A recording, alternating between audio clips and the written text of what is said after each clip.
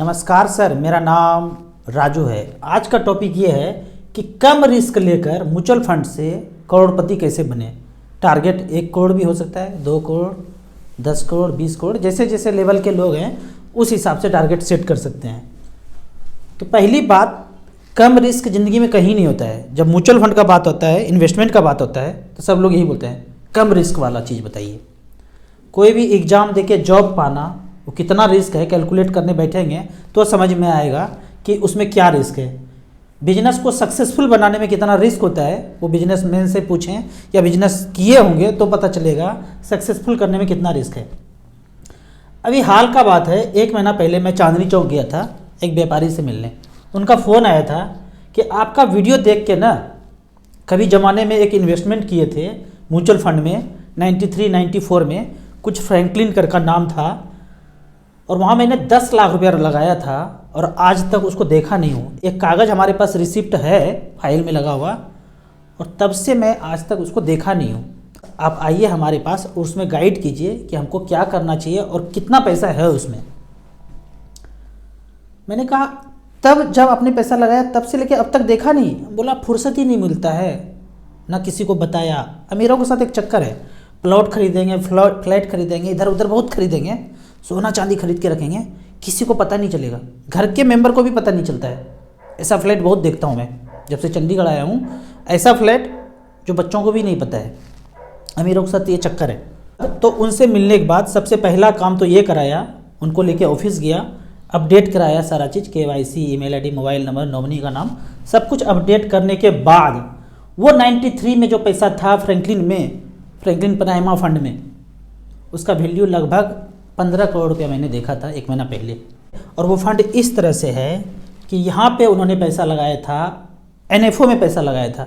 कोई बैंक वाला गहरा मित्र उनके पास आए थे और 1 दिसंबर 93 में, दिसंबर के मंथ में 10 लाख का चेक काट के दिया था। उस ज़माने में 93 में, आज से लगभग 30 साल पहले। आज का करेंट वैल्यू है आज की डेट में 14 करोड़ 63 लाख 18.65% का रिटर्न सब तामझाम काट के मिला है। अब इसमें से कुछ कटना नहीं है, टैक्स कटेगा, बाकी कुछ चार्ज नहीं कटना है, एग्जिट लोड, एंट्री लोड कुछ नहीं कटना है। ये 10 लाख का वैल्यू 14,63,000 पिछले 30 साल में। अब कहानी है कि ये पैसा डूबा क्यों नहीं, भागा क्यों नहीं, ख़त्म क्यों नहीं हो गया। तो इसमें अगर अंदर चेक करेंगे तो 10 रुपया से ये चीज़ शुरू हुआ था। ये NAV 10 रुपया से शुरू हुआ था। जब उन्होंने पैसा लगाया था 10 रुपया 31 पैसे से NFO शुरू हुआ था। ये चलता गया 14 रुपया, 17 रुपया, 20 रुपया, 15 रुपया, इस तरह से करके ये कहानी जर्नी पिछले 30 साल का है। 315 हो गया, 600 हो गया 2015 में। आगे देखेंगे आज की डेट में 2018 में देखते हैं 800 रुपया हो गया, 900 रुपया हो गया, ये 1000 हो गया, 1140 हो गया 2021 में। और आज देखते हैं 20 जनवरी 2023, आज की डेट में 1508 रुपया है। मतलब 10 रुपया का चीज़ 1500 हुआ, इसका मतलब है कि 150 गुना हुआ। ये 10 लाख रुपया आज 15 करोड़ लगभग है, थोड़ा सा कम है, 30-40 लाख रुपया कम है, मार्केट डाउन हुआ है 4-5%, तो उतना सा कम है। तो 10 लाख का चीज़ 15 करोड़ हुआ तो देखेंगे कि 150 गुना हुआ है पैसा। 15 गुना नहीं हुआ है, 20 गुना नहीं हुआ है, 30 गुना नहीं हुआ है, 30 साल में 30 गुना नहीं हुआ है, 150 गुना हुआ है। आप कहेंगे कि क्या बात करते हैं, 10 लाख 15 करोड़ थोड़ी हो जाएगा। बहुत आसान है, चेक कीजिए, 150 गुना हुआ है तो 1 जीरो 10 लाख को दे दीजिए तो 1 करोड़ हो गया। वहाँ कितना बच गया 15, तो 15 करोड़ हो गया। सिंपल है, 150 गुना ही हुआ है। अब जो इन्होंने पैसा लगाया तो वो पैसा कहाँ कहाँ डिस्ट्रीब्यूट हो गया, इसका भी ब्यौरा है। ऐसा नहीं कि 30 साल पहले जहाँ लगा था वहीं आज भी लगा होगा। यहाँ चेक करेंगे तो फंड है, टोटल फंड अगर देखेंगे, टोटल स्टॉक में पैसा लगाया था 67 कंपनी में। अब ये 67 कंपनी का लिस्ट देखेंगे तो 30 साल पहले तो कुछ और कंपनी होगा, आज पता नहीं वो कंपनी होगा या नहीं होगा। आज की डेट में है फेडरल बैंक में 3%, ICICI बैंक में 3%, क्रॉम्पटन ग्रिप्स में 3%, अपोलो टायर में 2%। अपोलो का शोरूम उन्होंने नहीं खोला होगा, लेकिन 2% है 15 करोड़ का 2%। 1 करोड़ का 2% 2 लाख, तो 15 करोड़ का 30 लाख रुपया यहाँ इन्वेस्टेड है। अगर 2% है तो मतलब 30 लाख रुपया का शोरूम नहीं खरीद के अपोलो के टायर में हिस्सेदारी है तो 30 लाख का हिस्सेदारी है। अब जो ऊपर नीचे होगा उस कंपनी का प्राइस या ग्रोथ वो सेम रिफ्लेक्ट यहाँ पे होगा। तो एवरेज 150 गुना हुआ है, 17-18% का रिटर्न मिला है, तो उस रेट से चलता आ रहा है। HDFC bank, max, Bharat electronics, Ashok Leyland, इस तरह से करके टोटल कंपनी देखेंगे तो 67 कंपनी में लगा हुआ है। अब इसमें से कोई कंपनी खराब होगा तो फंड मैनेजर पहले निकाल देंगे। ऐसा थोड़ी कि 30 साल पहले जो कंपनी था आज वही चल रहा है। बहुत कंपनी दिवालिया हुआ होगा, एक साधारण आदमी स्टॉक खरीद के रखा होगा तो दिवालिया होने तक उसके पोर्टफोलियो में रहता है, लेकिन फंड मैनेजर तो पहले निकाल के बैठ गए होंगे ना। तो इस तरह से इनका कहानी चला। तो मैंने उनसे एक क्वेश्चन पूछा, आपने ये कैसे किया, 10 लाख 15 करोड़ में कैसे कन्वर्ट हो गया? तो उनका कहना था कैसे किया, मैंने तो कुछ किया ही नहीं, जो हुआ अपने आप हुआ, हम तो कुछ जानते भी नहीं कैसे हुआ, हमें खुद आश्चर्य लग रहा है कि कैसे हुआ। फिर अगला मेरा क्वेश्चन था कि 10 लाख रुपया तब आपने लगाया था 30 साल पहले, उस समय आपका नेटवर्थ कितना था? अमीर लोग करते हैं बही खाता एकदम मेंटेन रखते हैं। तो देखा 30 साल पहले 93 में बोले लगभग 20 करोड़ का पोर्टफोलियो मेरे पास था, मतलब 5% पैसा उन्होंने म्यूचुअल फंड में झोंका था। तो 20 करोड़ कैश में था, वो घर महल प्लॉट फ्लैट वो छोड़ दीजिए, 20 करोड़ लेन देन करके कैश पैसा था उनके पास 20 करोड़ का। मैं पूछता हूँ आज आपके पास कितना है कैश में? तो बोलते हैं लगभग उतना ही है, 25 करोड़, 20 से 25 करोड़ आज भी है। कोई ज़्यादा प्लॉट फ्लैट ये सब खरीदे नहीं है, थोड़ा बहुत रेनोवेशन किए होंगे घर वगैरह में, बहुत ज़्यादा खर्चा भी नहीं किया है। हाँ बच्चों का पढ़ाई शादी ये सब रहा, लेकिन बहुत बड़ा प्रॉपर्टी ये सब नहीं खरीदा। लेकिन देखता हूँ कि आज भी उतना ही पैसा है। अब यहाँ पे देखते हैं कि एक बिजनेस कर रहे थे और 30 साल यहाँ भी बीत गया, 25 करोड़ रुपया लगभग है, लगभग बराबर ही है। लेकिन यही 20 करोड़ रुपया यदि 12% के रेट से ग्रो होता तो क्या होता, यहाँ पे देखते हैं। ये 20 करोड़ रुपया बिजनेस का पैसा 30 साल तक 12% के रेट से ग्रो होता तो पैसा कितना होता मुझे भी समझ में नहीं आता है। देखते हैं कितना होता है। इकाई दहाई सैकड़ा हज़ार 10,000 लाख 10 लाख करोड़ 10 करोड़ अरब, लगभग 6 अरब रुपया है। और अभी उनका टोटल वर्थ कितना है, 25 करोड़ रुपया। यहाँ 12% के रेट से भी ग्रो होता तो 6 अरब रुपया होता। अब यहाँ पे अमीरों के साथ एक जो चक्कर है ना, उसको मैं चक्कर नहीं बोलता हूँ, उसको मैं बोलता हूँ घन चक्कर।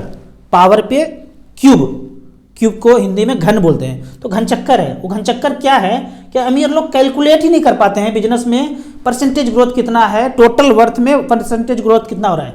एक तरफ से खूब पैसा आ रहा है और दूसरे तरफ से गया जा रहा है, तो बीच में कुछ कैलकुलेट ही नहीं कर पाते कि ग्रोथ हो रहा है कि डिक्लाइन हो रहा है, समझ ही नहीं आता है। एक आदमी खूब मेहनत करके हार्ड वर्क करके अमीर बन गए, अमीर बनने के बाद टॉप पे मेंटेन नहीं हो पाता है, फिर वो सेल्फ डिस्ट्रक्शन मोड में आ जाते हैं, वो गिरावट शुरू हो जाता है। यहाँ पे जो मेंटेन हो गया वो हमेशा के लिए रह जाएंगे, पर ऐसे लोग 1-2% ही होते हैं कि मेंटेन कर पाते हैं, बाकी लोग सेल्फ डिस्ट्रक्शन मोड में आ जाते हैं, देखा देखी करते हैं, इन्होंने ये लिया उन्होंने वो लिया उन्होंने वो बिजनेस किया, धीरे धीरे ख़त्म होने लगता है। तो यहाँ पे सबसे बड़ा बात है ना कि जो पैसा बन गया उसको मेंटेन करके रखना बहुत बड़ा खेल है। इस खेल में एक चीज़ पाएंगे, हम सब लोगों ने समाज में सुना ही है कि पैसा तो बहुत है, सुख नहीं है ज़िंदगी में। पैसा तो बहुत कमाया पर सुख नाम का कोई चीज़ ही नहीं है। इस पर एक बड़ा बेहतरीन कहानी है। एक बार एक नगर का राजा काफ़ी बीमार हुआ और लगा कि अगले दिन ही मौत हो जाएगा, इतना भयंकर बीमारी फैल गया था। गांव के सारे लोग इकट्ठा हो गए, तो गांव से एक बार एक संत गुजर रहे थे। उसी समय सब लोगों ने आके उनको कहा, गुजारिश किया, पैरों पे पड़ गए कि आप तो मुर्दों को छूते हैं तो वो उनको जिंदा कर देते हैं, हमारा राजा तो अभी जिंदा है, आप कुछ कीजिए। तो वो जो संत है उन्होंने कहा, नगर से किसी एक आदमी का कपड़ा लेते आओ, लेकिन एक चीज़ ध्यान रखना है, कपड़ा उन्हीं का लाना है जिनके पास सुख और समृद्धि दोनों हो। वो कपड़ा अगर इनको पहना देंगे तो राजा फिर से पुनर्जीवित हो जाएगा, मरा तो अभी भी नहीं है लेकिन लाइफ बढ़ जाएगा। तो जितना संतरी मंत्री है सब ढूंढने चला नगर में, जो सबसे बड़ा कोठी था, अमीर लोग थे, उनके पास गए, बोले आप अपना कपड़ा दे दो, राजा बहुत बीमार हैं, अगर आपका कपड़ा उनको दे देंगे तो वो जीवित हो जाएंगे।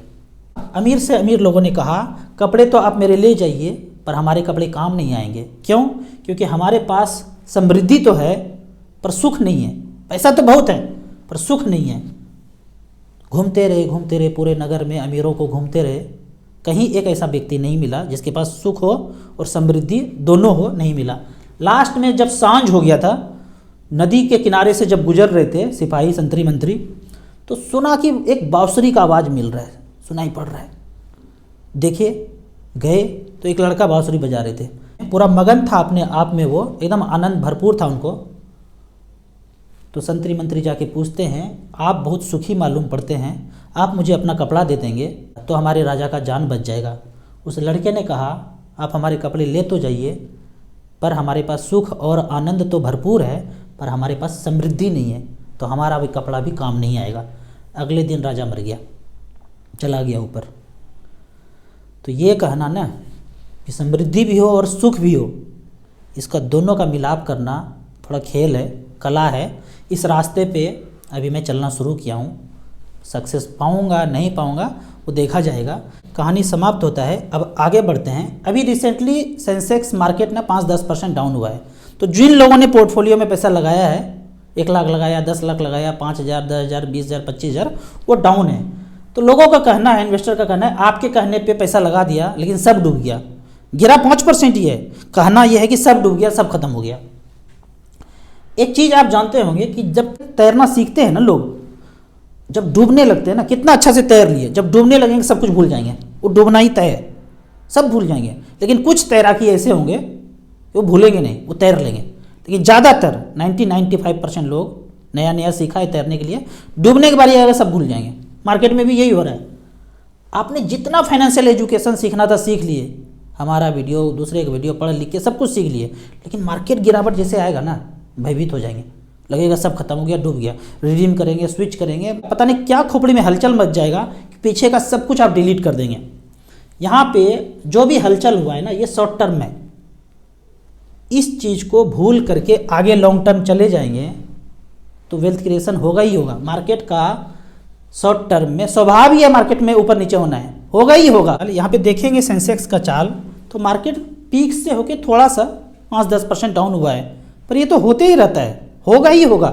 तो आज आप पैसा लगाएं तो आप कहेंगे कि आज लगाया गिर गया, तो गिरना तय है। हमेशा मैं बोलता हूँ 5-10% गिरावट के लिए हमेशा तैयार रहिए। यहाँ पे उस व्यक्ति को आप याद कीजिए, चांदनी चौक वाले को, अगर वो हर महीने जाके स्टेटमेंट देखते रहते, मार्केट टीवी न्यूज़ देखते रहते, रिंगटोन सुनते रहते, तो डर के कुछ ना कुछ कर बैठते। मैंने उनको पूछा ना, आपने बना कैसे लिया? बोला हमने कुछ किया ही नहीं। अगर कुछ करते तो जाहिर सा बात है उसके पास 15 करोड़ रुपया नहीं होता, पक्का नहीं होता। जो बार बार इधर उधर देखते रहते हैं ना, कुछ ना कुछ करते रहते हैं, उनके पास नहीं होता है। मैं आपको एक और उदाहरण समझाता हूँ यहाँ पे, कि यहाँ से यहाँ आना है, यहाँ पे पैसा है, धन है, समृद्धि है, फाइनेंशियल फ्रीडम है, वेल्थ क्रिएशन है सेंटर में। यहाँ से यहाँ आना है तो सिंपल रास्ता है, पैर के थ्रू आ जाएंगे सीधा सीधा चल के। एक दूसरा टेढ़ा रास्ता है कि चल के भी आ सकते हैं, दूसरा टेढ़ा रास्ता है कि सर के बल आएंगे, शीर्षासन करके आएंगे। कितना मेहनत है, हार्ड वर्क है, आना यही है, हार्ड वर्क करके आ रहे हैं। 2 तरह के लोग होते हैं, एक साधारण रास्ता चलते हैं भाई जिसमें कोई एफर्ट नहीं है, मस्ती में चल रहे हैं। दूसरा है कि भाई हार्ड वर्क करके जाना है। सुना है बड़े बुजुर्गों से, हार्ड वर्क करने से मीठा फल होता है, हार्ड वर्क करने से फल का स्वाद मीठा होता है। तो शीर्षासन करके आ रहे हैं यहाँ पे। ठीक इसी तरह मार्केट से जिनको पैसा बनाना है ना, 10 से 3 मोबाइल पे, लैपटॉप पे ट्रेडिंग करते रहेंगे, दिन भर कर रहे हैं, खरीदो बेचो करते रहेंगे। और लास्ट में अगर कैलकुलेट करने बैठेंगे ना, अगर कैलकुलेट कर पाता है खोपड़ी, तो आंसर आएगा नील बटे सन्नाटा, कुछ नहीं हुआ। अगर हुआ भी होगा 8-10% का ग्रोथ हुआ होगा। बिरले ही है 1-2% व्यक्ति जिनको काफ़ी ज़्यादा मुनाफा हो जाता है, 15-16-20% मिल जाता है। लेकिन हमको वो टैलेंट नहीं है, तो हम अपना सारा पैसा फंड मैनेजर को दे दिए हैं, वो 10 लाख का 15 करोड़ बना दिया। ऐसा नहीं है कि वो चांदनी चौक का एक व्यक्ति है, पूरे देश में जिन्होंने भी लिया होगा उनका इसी रेट से पैसा बढ़ा होगा। अगर 1 लाख लगाया होगा तो 1.5 करोड़ रुपया उनके पास होगा, 10,000 लगाया होगा तो उसी रेशियो में पैसा बढ़ा होगा।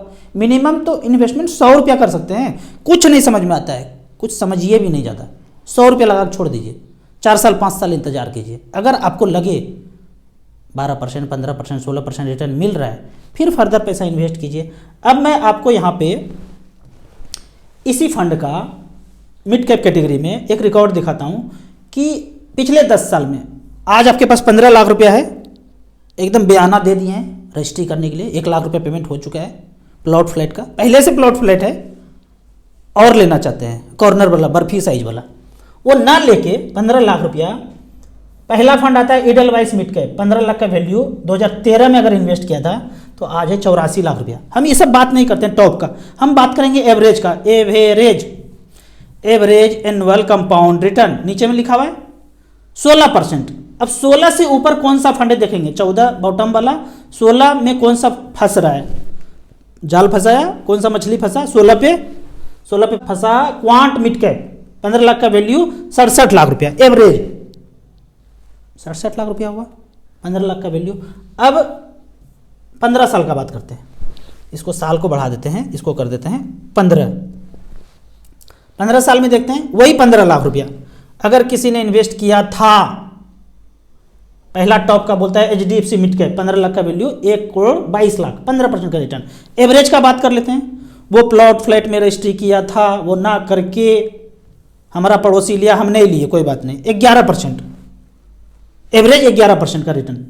तो 11% से ऊपर का देखते हैं, 11 ये वाला कौन सा, कोटक इमर्जिंग इक्विटी, 15 लाख का वैल्यू 72 लाख, 15 साल में डाउनफॉल मिला। क्यों? क्योंकि उस समय देखेंगे 2008 में मार्केट डाउन हुआ था, तो अप से लेके डाउन हुआ तो थोड़ा सा कम रिटर्न मिल रहा है, लेकिन इसी को 14 साल 13 साल करेंगे तो ज़्यादा रिटर्न दिखेगा। अब 15 साल था, इसको हम क्या करते हैं, चेंज कर देते हैं, और लंबा समय, ये ज़मीन तो हम अपने पोते के लिए ले रहे हैं, और 20 साल कर दिया, पोता अभी 1 साल का है। ओ भगवान, 15 लाख रुपया अगर किसी ने इन्वेस्ट किया था, कमेंट आता है 15 लाख तो उस समय बहुत था, आज नहीं है ना 15 लाख कुछ, आज का बात कर रहा हूँ, थोड़ा अनुभव लेना है कि पीछे क्या किया, तो आगे भी उसी तरह से एक्सपेक्ट कर सकते हैं, 2-3% कम कर देंगे। निपॉन ग्रोथ फंड 2003 से लेके अब तक पीछे 20 साल में 15 लाख का वैल्यू 10 करोड़ रुपया बनाया है। 10 करोड़ है कि कम है, देखते हैं, इकाई, दहाई, सैकड़ा, हज़ार, 10,000, लाख, 10 लाख के बाद करोड़ ही आता है, तो 10 करोड़ है। एवरेज देखते हैं, पिछले 20 साल में एवरेज का बात करते हैं 19.69, तो 19 के ऊपर देखते हैं क्या है, 19, यहाँ 20, 16 के ऊपर 19, लगभग ये वाला।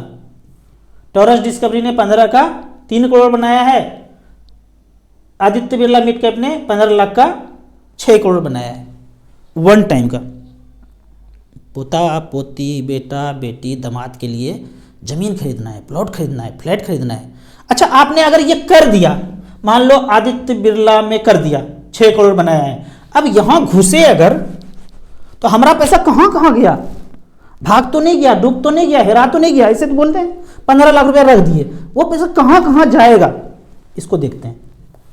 आपने ये जब पैसा लगाया तो अलग अलग स्टॉक में चला जाएगा।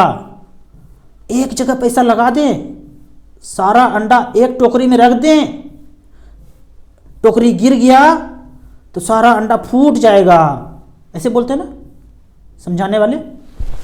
अब यहां पे देखिए, अब ये अंडा है, पढ़ने में भी नहीं आता है, fluorochemical, Cholamandalam, federal bank, emphasis, पता नहीं क्या करता है, हमें पता ही नहीं। कितना काम सीखूंगा, कितना चीज जानूंगा भाई, धूप भी तो सेकना है, चंद्रमा को भी तो देखना है, बैडमिंटन भी तो खेलना है, गुलाब का फूल का आनंद भी तो लेना है, यही सब करते रहेंगे, नहीं टाइम है भाई। क्रॉम्पटन, फोर्टिस, ऐसे करके 15 लाख रुपए आपने झोंका, वो झोंका, कितने में झोंका, तो अंडा है ये, कितने अंडा है देखिए, तो देखते हैं 80 जगह अलग अलग टोकरी में पैसा रख दिया, 15 लाख दिया, जितना भी दिया, 1 लाख, 2 लाख, 20 लाख, 15 लाख, जो भी दिया, अलग अलग टोकरी में रख दिया, सब गिरेगा टोकरी, 80 टोकरी गिरेगा तो सारा अंडा फूटेगा, तब आपका सारा पैसा डूबेगा। अब बताइए कि सारा कंपनी डूब जाएगा, कब डूबेगा सारा कंपनी, जब किम जोंग 10-15 परमाणु बम पटक देगा, तो हमारा आप बच जाएंगे, नहीं बच पाएंगे। गांव का लोग बोलता है कि हम मच्छरदानी लगा के सो जाएंगे, हमको परमाणु बम क्या करेगा, तो ऐसा वाला बात है तो बच जाइएगा, नहीं तो हमें तो नहीं लगता है कोई बचने वाला है। तो इस तरह से बिना डरे, बिना हिचके, थोड़ा बहुत से शुरुआत करेंगे म्यूचुअल फंड में, फिर धीरे धीरे अपना स्टडी करते रहेंगे कि क्या चल रहा है। आपको इसी तरह म्यूचुअल फंड के बारे में और कुछ जानना है, इन्वेस्टमेंट के बारे में जानना है, तो इस नंबर पे मुझे व्हाट्सअप कर सकते हैं। आप म्यूचुअल फंड में पहली बार इन्वेस्ट करना चाहते हैं तो दिए हुए ऐप में रजिस्ट्रेशन करने के बाद हमसे जुड़ सकते हैं। ऐप का और मेरे सर्विस का लाइफ टाइम कोई चार्ज नहीं है। वीडियो अच्छा लगे तो व्हाट्सअप यूनिवर्सिटी में दोस्तों के बीच इसे जरूर शेयर करें। यूट्यूब पे देख रहे हैं तो लाइक एंड शेयर जरूर करें। Thank you so much.